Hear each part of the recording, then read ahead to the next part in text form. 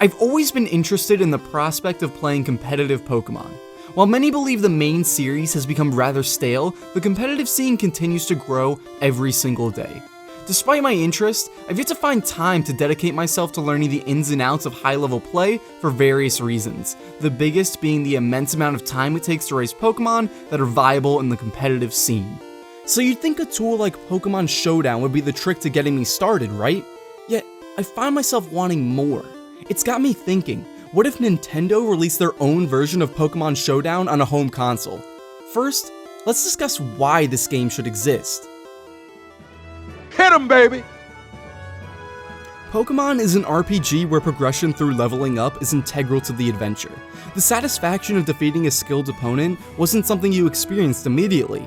Rather than quickly throwing the player into intense matches, the majority of the game is spent building up to more difficult obstacles, be it a gym leader, villainous team, or the Elite Four, the latter arguably being the only challenge to truly test your skill in the entire game.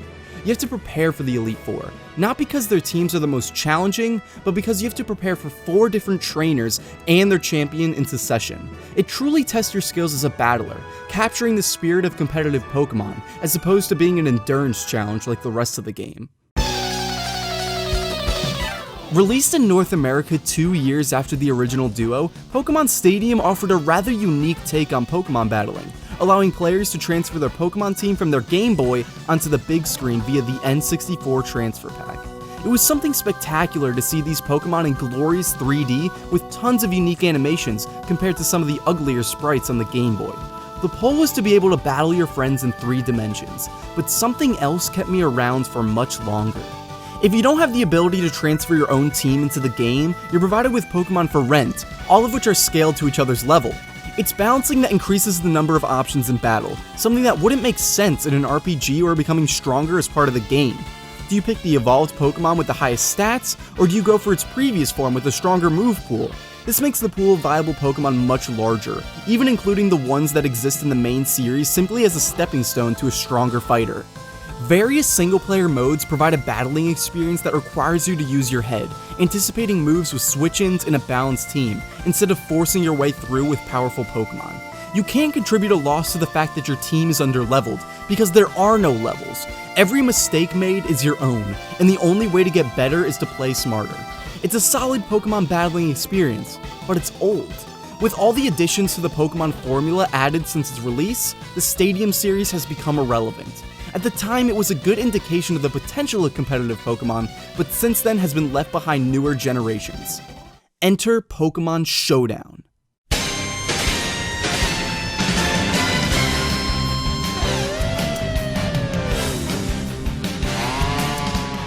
A free, third-party battle simulator created by passionate fans, Pokemon Showdown offers a level of complexity over the Stadium games by taking the rental system of Stadium a step further, allowing the customization of all moves, stats, and items available to that Pokemon with ease. Averaging over 10,000 players at a time, there's always someone to test your battling skills with. And as someone who may not have the time to put in the work necessary to create a viable team through breeding and grinding, this tool takes everything I loved about the Stadium games to the next level, making the competitive Pokemon scene open to just about anyone, to a degree even Nintendo hasn't accomplished. However, it's understandably kind of bare, lacking the personality and modes that the Stadium series has due to the circumstances of its existence. But rather than mope about it, it gets me excited at the potential of a fully realized successor to the Stadium series, combining what worked in Stadium and Showdown on a new Nintendo system. To start, let's amp things up. Great presentation would be a must on a home console release of Pokemon Showdown. We've seen just how amazing Pokemon can look through what's been released on Pokken Tournament, and I think taking a page out of that book would bring Showdown's visuals to the next level. Show off some of the edge Pokemon is capable of that doesn't come across in the handheld titles. The newest additions to the series look amazing despite some ridiculous technical hiccups, but it would be ideal to keep this new game strictly on a graphical powerhouse like the NX has the potential to become. Including arenas based off of gorgeous set pieces from the various locations in the Pokemon world would be super intense, like battling on top of Spear Pillar from Sinnoh, Mount Chimney from Hoenn, or even Bell Tower from Johto. This also leaves room for stages with built-in hazards like rain or sandstorms, and perhaps the return of sky battles introduced in X and Y, along with new conditions like water battles where only Pokemon with the visible ability to swim would be able to participate. Now that the stage has been set, it's time to talk about battling. As a kid, I used to love watching the Pokemon anime, especially to see dynamic battles that were inconceivable for the games at the time.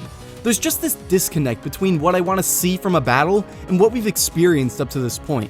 It's certainly gotten better over time, but there's always room for improvement, and this would be the time to do it. So to remedy this, Showdown would have unique animations for every move for every single Pokemon. With the average Pokemon capable of learning anywhere between 50 and 75 different moves, multiplied by the 720 Pokemon that currently exist, that's 54,000 animations at the high end, an incredible workload to say the least. However, the possibilities would be glorious, like having a Sharpedo tear through its foe with a crunch attack, a Steelix crushing an enemy with a heavy Iron Tail, or even a goddamn Pikachu catching some waves on his surfboard. It may not be necessary to have a new animation for every single move, especially the ones that lack movement from the Pokemon using it, like a Thunderbolt or a Shadow Ball, so one solution could involve creating a unique animation for every Pokemon's signature move, Pikachu's Surf as an example. At the very least, change up the animations that look a bit wonky, like Sword Dance or Bite. Phenomenal visuals accompanied by an exuberant soundtrack compiling some of the hypest remix tracks on the internet would build the foundation a game like this needs, only bolstered by some solid single and multiplayer modes. Everything utilized in the current version of Showdown would be carried over and expanded on. Team building allowing the fine-tuning of moves and stats with some preset optimized builds for beginners, random battles to get people comfortable online, and leaderboards shoved in your face from the beginning to fire up the community. Single-player mode would be simpler for those who aren't ready to play online, relying on those preset builds, just like Stadium. Now all this sounds fine and dandy, but would it be worth the $40 to $60 asking price? Not without its selling point, Gym Leader Castle. The original Gym Leader Castle was a single-player mode introduced by Stadium that challenged the player to defeat all 8 gym leaders from their respective generation in succession, dealing with any other challengers along the way. It was a fun change of pace from the regular Stadium Cups, but it has the potential to sell this game. With an online-based Gym Leader Castle, players could fill the role of the gym leader, molding their teams accordingly. As other players progress through the castle, they could assume the role of the gym leaders they defeat, or continue onwards to the current champion. The current champion's name and avatar would be plastered at the top of the leaderboard, maybe even in a hub world upon starting the game. The trade-off for seeking the top of the leaderboard would be having to start from scratch should the player fail at any point, creating a nice balance of risk versus reward. This mode could even be played locally for the ultimate party game experience. Rounded off with the return of the infamous mini-games to entice those with nostalgia for Stadium, Showdown would become a solid experience for all audiences.